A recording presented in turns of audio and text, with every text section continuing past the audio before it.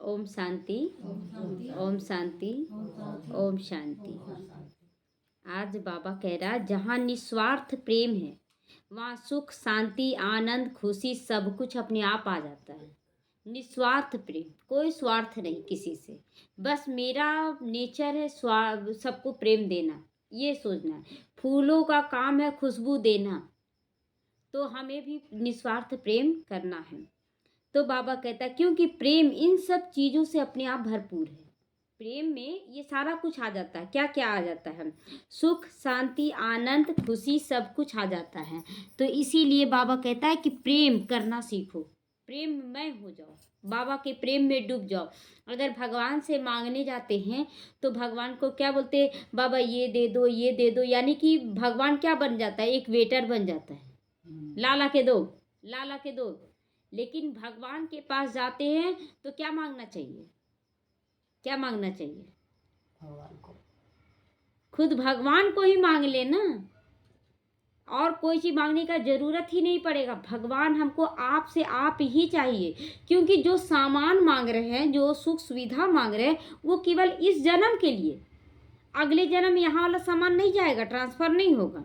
लेकिन भगवान तो हर जन्म में साथ ही रहेगा। हाँ, तो इसीलिए जो जब कभी कुछ मांगे तो भगवान से भगवान को ही मांग ले, उससे बड़ा कोई चीज़ नहीं है। और हर वक्त भगवान को साथ रखे, हर समय एक एक सेकंड साथ रखें, बहुत मजा आएगा। सारा चीज़ हल्का कर देता है। बहुत भारीपन ऐसा नहीं है। बहुत समय बहुत जगह ऐसा होता है कि यहाँ भारीपन आ जाता है। कलयुग है ना, बाबा भी बोला है मुरली में कि बच्चों का भी दोष नहीं है, कलयुगी प्रभाव है। तो कभी कभी ठंडा नहीं लगता है ना, तो सारा साल स्वेटर उतर जाता है, और कभी कभी ठंडा लगता है तो फिर से साल स्वेटर पहन लेते हैं, पहनते हैं ना। उसी तरह ये कलयुगी वातावरण है। कभी कभी तो बहुत अच्छा लगने लगता है, और कभी कभी चारों तरफ से मन डिस्टर्ब हो जाता है। तो लेकिन जब बाबा को सौंपते हैं ना कि बाबा आप मेरे साथ हैं, बाबा सब अच्छा हो रहा है, तो देखते हैं बाबा खुद ब खुद, पता नहीं कैसे, हम बोले इस परिस्थिति से तो बाबा तुम नहीं निकाल सकते। बाबा को बोलते हैं कि बाबा अब इसमें क्या रास्ता निकालोगे बताओ। लेकिन बाबा ऐसे मन को कर देता है ना कि मन एकदम शांत हो जाता है। अब मन शांत हो जाता है तो फिर सब कुछ अपने आप अच्छा लगने लगता है, बुरा नजर ही नहीं आता है। तो बाबा यहाँ ठीक करता है, मन को ठीक करता है।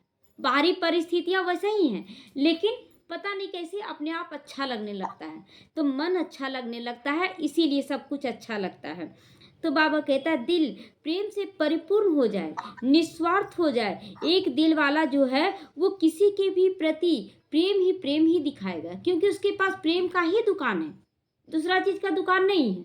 आप दुकान खोलेंगे तो आपके पास प्रेम शब्द, वाला वस्तु है, तो आप क्या दिखाएंगे? थोड़ी नफरत दिखाएंगे, क्योंकि आपके पास नफरत नहीं है, प्रेम है। तो प्रेम आप दे रहे हैं, तो वो सदा भरपूर होता है, सदा जागरूक होता है। प्रेम वाला व्यक्ति ना सदा जागरूक भी होता है, दोनों चीज बाबा रख रहा। वह सोचते हुए भी असोचता रहता है। दिल बड़ी बात को छोटा करने की हिम्मत भी रखता है। अगर प्रेम है दिल में तो दिल क्या करता है? बड़ी बात को भी छोटा कर देता है। कोई भी बड़ी बात नहीं। अभी एक बहन का कोई मतलब दीदियों से थोड़ा सा टेंशन हो गया, एक बहन का। अब वो बोली कि हम क्या बोले दीदी को, झंडा फहराने के लिए कैसे बोले? सो दीदी मांगेगी हमसे, मतलब इतना पैसा मांग कर देगी तो हम क्या करेंगे? सो मेरा भी तो अपना घर गृहस्थ है, परिवार है, इतना खर्चा है, सो कैसे हम देंगे? बोलती जा रही है दीदी ऐसे ही कर दी है मेरे साथ, हमेशा ऐसे करती है, अब कैसे जाए उनके पास, बहुत सारा लंबा लिस्ट। बोले शांत हो जाइए। सबसे पहले आप जाइए बाबा के पास, 10 मिनट के लिए बैठ जाइए, 10 मिनट। और बाबा, आप संगम युग में आपका कार्य चल रहा है, किसी देहधारी का कार्य तो चल नहीं रहा है।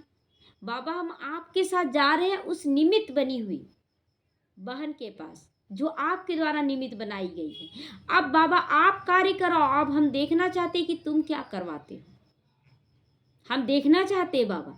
क्यों कि मेरा मन, हम इसलिए देखना चाहते क्योंकि हम कमजोर हैं, है ना। अगर हम शक्तिशाली रहते तो भगवान को देखने की जरूरत ही नहीं, भगवान सब अच्छा करता है ना।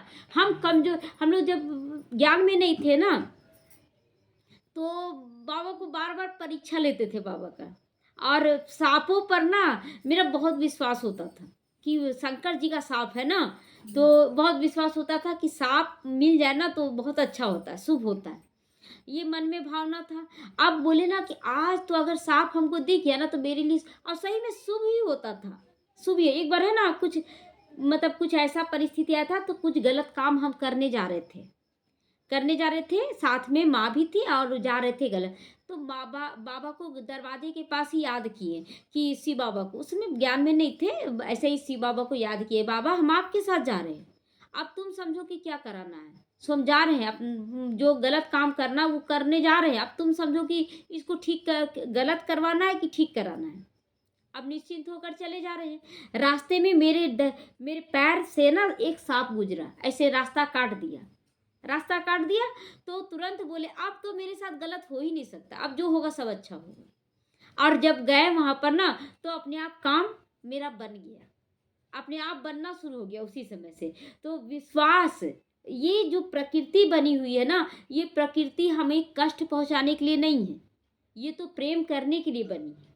लेकिन हम उस ढंग का देखते हैं ना, हमारा नजरिया बदलता है तो सामने वाला भी गलत कर देता है। तो अगर सांप के प्रति यदि सांप मिल गया, अभी डस देता, हमको ये कर देता वो कर देता, तो पॉजिटिव तो सोच नहीं पाते। लेकिन जैसे ही सांप गुजरा मेरे पास, तो डसने के लिए नहीं, मेरा रास्ता काटा कि अब तुम्हारे साथ कुछ गलत नहीं होगा। और तुरंत संकल्प भी आया कुछ गलत, और गए तो सब कुछ उस दिन से काम बनना शुरू हो गया। ये चमत्कार मेरे लौकिक परिवार वाले भी कुछ ऐसा हुआ था, चमत्कार हो गया था। तो इसी तरह सांपों पर बहुत विश्वास करते थे। बोले आज अगर सांप मिल गया ना बाबा, तो हम तो मतलब बहुत अच्छा महसूस करेंगे, हम तो दूध भी पिला देंगे उस सांप को। और जब सांप मिलता था तो डर जाते थे, नहीं नहीं दूध नहीं पिलाना क्योंकि सांप तो है विषधर ना। तो ये दोनों बात आता था मन में। तो उसी तरह यहाँ भी परिस्थितियां ना, कभी नेगेटिव मन में आता है सोच, कभी पॉजिटिव आता है। और लेकिन अगर नेगेटिव और पॉजिटिव दोनों को साइड करके अगर हम भगवान पे सौंप देना तो सब अच्छा होगा, सब कुछ अच्छा होगा। लेकिन हम क्या करते, नेगेटिव और पॉजिटिव में फंस जाते, अच्छा करें बुरा करें। जैसे सांप, दूध पिलाएंगे, कहीं डस दिया तो ये सब मन में चला। लेकिन सोच लिए कि बाबा आप साथ में हैं, सब अच्छा होगा, तो कोई कुछ नहीं बोलते ना। एक वैज्ञानिक था, वो क्या किया कि सांप एक टब में रख दिया था, बहुत सारा सांप, और उसके बीच में एक बच्चे को डाल दिया। क्या हुआ होगा उस बच्चे का, क्या हुआ होगा उस बच्चे का? बच्चा खेलत होते, बच्चा का बच्चा है। हाँ, कोई भी सांप उसको डसा नहीं, नहीं नहीं क्योंकि वो भगवान के रूप है। नहीं, बच्चा जो है ना मासूम है, उसके अंदर ये नहीं है विचार, उसके अंदर नहीं चल रहा कि सांप हमको डस देगा, ये विचार नहीं चला। लेकिन जो थोड़ा सा बड़ा हो जाता है ना, उसके अंदर सोच आने लगता है, अच्छा होगा बुरा होगा। बच्चों के अंदर नहीं। जब हम लोग ज्ञान में आए, नया नया ज्ञान में आए, क्या कुछ करने के लिए चाहत था, कर लेंगे बाबा, क्या होगा, सब कुछ एक तरफ बाबा एक तरफ, हमको करना ही है। कुछ आगे पीछे नहीं सोचते थे क्या होगा नहीं होगा। लेकिन जैसे जैसे ज्ञान में बड़े होते जाते ना, करना चाहिए या नहीं करना चाहिए, ऐसा होना चाहिए नहीं होना, सोच आने लगा। यही बड़े का पहचान है, यही बड़ा होने का पहचान है। बच्चा तो कुछ सोचता ही नहीं है कि अच्छा क्या है बुरा क्या है, वो तो बस करना जानता है, करना जानता है। तो हम क्या है, अभी बड़े बन गए हैं, सोच आ जा रहा मन में, करें या ना करें। तो इसीलिए बाबा कहता बच्चे आप अभी तुमको बच्चा बनकर चलना है, करते जाओ सब कुछ, क्या होगा नहीं होगा। देखिए कभी सोचे नहीं थे कि बड़ी दीदी सब मतलब हम लोगों से अच्छे से बात करेंगी, कभी नहीं। यहाँ की दीदी तो बात करती थी, लेकिन बाबा का मेहरबानी हुआ कि बड़ी दीदी खुद बोलती है कि हम यहाँ आएंगे, और आप लोग बुलाइए चाहे ना बुलाइए हम तो आएंगे, ऐसे वो अधिकार करके हमसे बोली।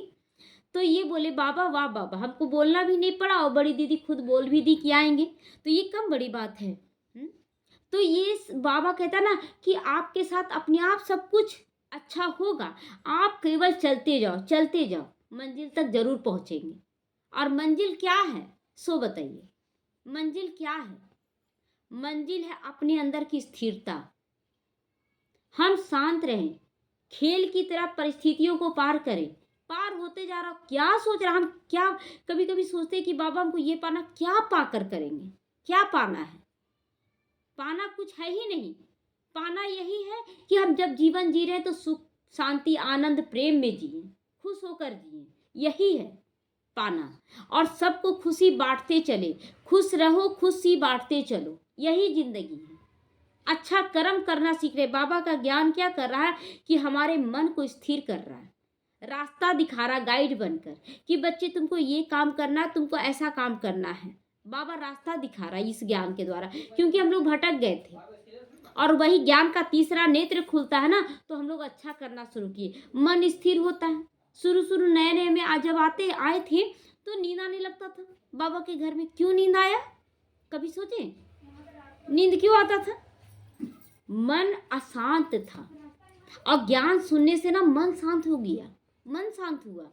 कुछ पॉजिटिव नेगेटिव कुछ आ ही नहीं रहा, नेगेटिव भरा हुआ था और पॉजिटिव मिलने लगा, उससे मन शांत हुआ और वहाँ नींद आने लग जाता था सुनने से। अब उसमें लोग बोल देगा देखो बाबा के ज्ञान में आई, सोई नहीं, उसका मन शांत हो जाता है, घर में हलचल नया नया में। और उसके बाद धीरे धीरे फिर जागृत, इंद्रा जीत का संकल्प लिए, प्रकृति जीत का संकल्प लिए। नए नए में बोलते थे कि कैसे प्रकृति जीत बने हम। बाबा जब देवी देवता बना रहा तो प्रकृति को भी जीतना है हमें। प्रकृति क्या है, याद है प्रकृति क्या है? प्रकृति 3 प्रकार का बताए ना, एक शरीर है, एक है स्वभाव संस्कार और एक है बाहरी प्रकृति। तो तीनों प्रकृति को हमको जीतना है बाबा। तो लोग बोला कि इतना कहाँ से होगा, इतना तो हो ही नहीं सकता है। बोले यही तो करके दिखाना है हम लोगों को। बारिश होता था ना, जब आते थे मुरली क्लास में यहाँ, तो बच्चा नहीं आता था ना, बोलते थे वाह बाबा हमको तो नशा है कि हम भगवान का मुरली पढ़ने जा रहे हैं, नशा है। लोग पूछेगा अरे आप लोग बारिश में भी चले आते हैं, तो बोलते थे यही तो नशा दिखाना है। आप लोग बारिश के डर से घर में बैठ जाते और हम लोग भगवान के नशे में आ जाते हैं। तो नशे से आते थे और छाता लेकर आते थे, दिखाते थे, रोड में कोई नहीं है और रास्ते में चल रहे, बड़ा मजा आता है ये सब दिखाने में कि देखो हमको भगवान मिला है। तो हर बात में पॉजिटिव, बारिश भी कुछ नहीं कर सकती है, बारिश रुक जाएगा, प्रकृति जीत हम लोग आत्माएं हैं। जहां पर भी बोल देंगे बाबा हे प्रकृति आज का मौसम सुंदर होना चाहिए, प्रकृति ना माने हो ही नहीं सकता है। प्रकृति मानती है बात, हमारी बात मानती है, तो इसलिए प्रकृति को जीतना है वो। फिर दूसरा है शरीर की भी प्रकृति। अगर हम सब कुछ अच्छा करें तो शरीर का कोई भी बीमारी हमारी आत्मा पर असर नहीं करेगा, एकदम नहीं असर करेगा। स्थिर कुछ भी हो रहा है एकदम स्थिर, हमको करते चले जाना है बस। तो शरीर को भी जीत लेना है, शरीर के अनुसार नहीं चले। और ये भी है कि देखिए शरीर को कष्ट भी नहीं दे। अब अपनी प्रजा को हम कैसे कष्ट दे सकते हैं? प्रजा कौन है हमारी? हमारा ये शरीर प्रजा है। अब प्रजा को जबरदस्ती करते चले जाएं वैसा भी नहीं। प्रजा का कितना शक्ति है वो हमसे बेहतर कोई नहीं जान रहा है। हम राजा हैं और हम अपनी प्रजा को नहीं समझेंगे तो कौन समझेगा? मेरे शरीर में दर्द है तो हमको इसको क्या करना है कि इसका दर्द ठीक हो जाए। हमारी प्रजा को क्या कमी है, उसको कमी को हमको देना है, ये है राजा का कर्तव्य। तो शरीर हमारी प्रजा है। फिर मन हमारा मंत्री है, बुद्धि हमारा सलाहकार है। तो बुद्धि को तो ज्ञान मिल रहा है, मन मान नहीं रहा ये सही नहीं गलत नहीं। फिर राजा का निर्णय एक होता है। राजा का निर्णय, मन कुछ बोल रहा है, बुद्धि कुछ, अब लास्ट में राजा का निर्णय होता है। राजा बोल दिया ये काम सही नहीं है तो नहीं करेंगे, ये हो गया राजा का निर्णय। ये काम सही है तो करना है, ये राजा का निर्णय। मंत्री कुछ नहीं कर सकता है क्योंकि वो मेरे बस में है, मन बुद्धि सब सारी कर्मेंद्रियां। और राजा वही निर्णय करता है जिससे मन भी शांत रहे, प्रजा को भी सुख मिले, यानी कि शरीर को भी सुख मिले, बुद्धि भी क्लियर हो, अनुभवी बने, वैसा निर्णय लेंगे ना। तो उसी तरह बाहरी रूप भी देखिए कि जिस कार्य से हम भी संतुष्ट रहे, मेरा बाबा संतुष्ट रहे और पूरा परिवार संतुष्ट रहे, ये कार्य करना है, इसमें सोचना है। अब देखिए परिवार में क्या होता है कि कुछ अलग अलग भी स्वभाव संस्कार का होगा, कुछ बोलेगा गलत कुछ, लेकिन उस समय भी आपको निर्णय शक्ति को अपनाना है कि इस समय हमको कौन सा निर्णय करना चाहिए। अब जिधर बहुमत है आपको नहीं करना, और आपको लग रहा है कि ये काम सही है, लेकिन बहुत लोग बोल रहे हैं कि नहीं आप गलत है, यहाँ पर मत कीजिए ये काम, और दो कुछ लोग समझ रहे हैं तो वो बोले नहीं ये काम सही आप कीजिए, लेकिन बहुमत है नेगेटिव की तरफ। अब उस समय क्या करेंगे? उस समय बाबा को समर्पण करेंगे कि बाबा ये काम ऐसा है और इतने लोग मेरे विरोधी हैं, अब आप बताइए हमको क्या करना चाहिए। आप जब तक नहीं बोलिएगा हम ये कार्य स्टार्ट नहीं करेंगे, आप हमको टच कीजिए क्योंकि ये कार्य आपका है। अब बाबा क्या करता है? टच करता है, बच्चे अभी तुमको करना है ये काम। अब फिर बहुत बहुमत भी किनारा हो गया, जब बाबा बोल दिया करना है तो करना है, फिर चाहे कुछ भी हो जाए। बाबा बोल दिया करना, ये बाबा का विशेष एक वरदान है कि बाबा टच करता है हमको। क्योंकि ये शुरुआत में ही लड़ाई किए थे बाबा को कि बाबा मेरे पास कोई नहीं है। बाबा देखा था लौकिक परिवार कोई साथी नहीं बना था। लौकिक परिवार सब तो जानते हैं, यहाँ तो सब कोई जानते हैं कि लौकिक परिवार में कोई साथी नहीं था। यहाँ अलौकिक परिवार में कोई साथी नहीं था, अलौकिक परिवार भी कोई सपोर्ट में नहीं था। सारा यहाँ तक समर्पित भाई बहन भी सब किनारा पकड़ लिए थे और लगन था कि हमको करना है। तो बाबा को बोले बाबा अब तुमको आना पड़ेगा हमको पढ़ाने के लिए। अब साकार में तुम पढ़ा कर गए हो, अभी हमको कोई भी नहीं है साकार में, और अभी तुमको पढ़ाना होगा हमको। तुम आओ यहाँ पर और हम मेरी बुद्धि को तुम टच करो, कब क्या कैसे करना है। और ऐसा ऐसा कितना सारा अनुभव करवाया बाबा, जिसमें डायरेक्ट टच किया बाबा, ये तुमको करना है, और ठीक होता चला गया, ठीक होता चला गया सारा चीज़। कभी सोचे नहीं थे कि हम यहाँ जाएंगे सेवा करने, यहाँ जाए नहीं, ये सोच था कि करना है। मन में सोचते थे काश हम भी करते। अब बाबा कराता चला जा रहा है, कराता चला जा रहा है। तो इसलिए अपने को बाबा को समर्पण करें तो देखिए बाबा कितना सुंदर आपको चलाता है। बहुत अच्छा लगता है जब बाबा को समर्पण करके हल्के हो जाते हैं, सब कुछ बहुत अच्छा होने लग जाता है। तो इसीलिए बाबा का ज्ञान समर्पण सिखाता है। अहंकार है कि हम नहीं करेंगे, ये अहंकार हम लोगों को नहीं दिखाना, समर्पण करना है। तो बाबा को अगर कराना रहेगा आपसे तो बाबा खुद सामने वाले को बदल देगा, नहीं आपको जाना चाहिए। सामने वाला बोल दिया आपको नहीं जाना चाहिए, जबकि कार्य है जाने का, तो बाबा को समर्पण करेंगे। उसका बुद्धि को नहीं बेकार रोक रहे हैं, ठीक ही तो बोल रही है, जाने दे देते हैं, जाओ जाओ जाओ। तो ये ऐसा स्थिति होगा। कोई भी कार्य आपका बनने का है, दूसरे का बुद्धि को टच करेगा बाबा, वो खुद करेगा। अभी देखिए कि प्रकाश मणि दादी का कितना सुंदर अनुभव है कि कोई बाबा का घर बन रहा था, कौन सा नाम याद नहीं, मनमोहिनी की कौन बन रहा था शांतिवन में, तो पैसा करोड़ों रुपया खर्च होने का था।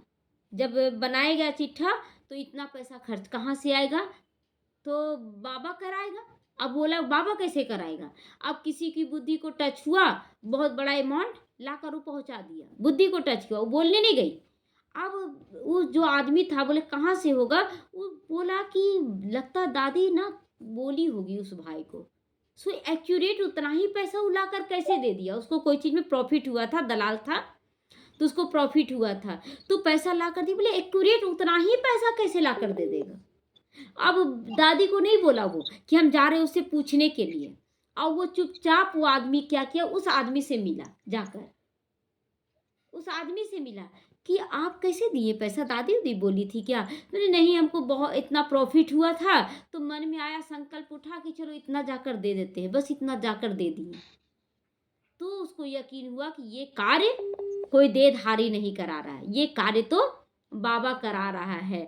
तो इस तरह से बाबा कार्य करवाता है, इस तरह से बाबा कार्य करवाता है। और हाँ, तो हम लोगों को बस ये सोचना है कि बाबा ये आपका कार्य है, आप किसके द्वारा और सफल किसका कराना है, बाबा खुद हम लोगों को बताना है कि अपना सफल करो। यहाँ पर ये यज्ञ है, इसमें अपना जो जो आपको पाना है वो आप देते जाओ। इस यज्ञ को जो जो आपको पाना है, आपको प्यार पाना है सबका, आप यहाँ प्यार देते जाएं। आप विश्वास आप पर सब करे तो हम विश्वास सब पर करते हुए आगे बढ़ते जाए। कौन क्या बोल रहा नहीं बोल रहा, नेगेटिव को पॉजिटिव में बदलने का ताकत रखे हर बात में। तन मन धन समय श्वास संकल्प हमको सब सफल करना इस यज्ञ में। तो आप निमित्त बन गए, आप निमित्त बन गए, उसका स्थान अलग हो जाता है। जो रोज बाबा के ज्ञान में आता है, सुनता है, सुनाता है, धारण करता, उसका एक विशेष स्थान है। क्या केवल आप लोग नहीं आइए और हम आ जाएं कि हम निमित्त हैं तो अच्छा लगेगा? अच्छा लगेगा? तो आप एक एक का अपना अपना स्थान है, कोई बड़ा या छोटा यहाँ नहीं है, बस एक निमित्त बना दिया गया यहाँ बैठने का, और कुछ नहीं है अंतर।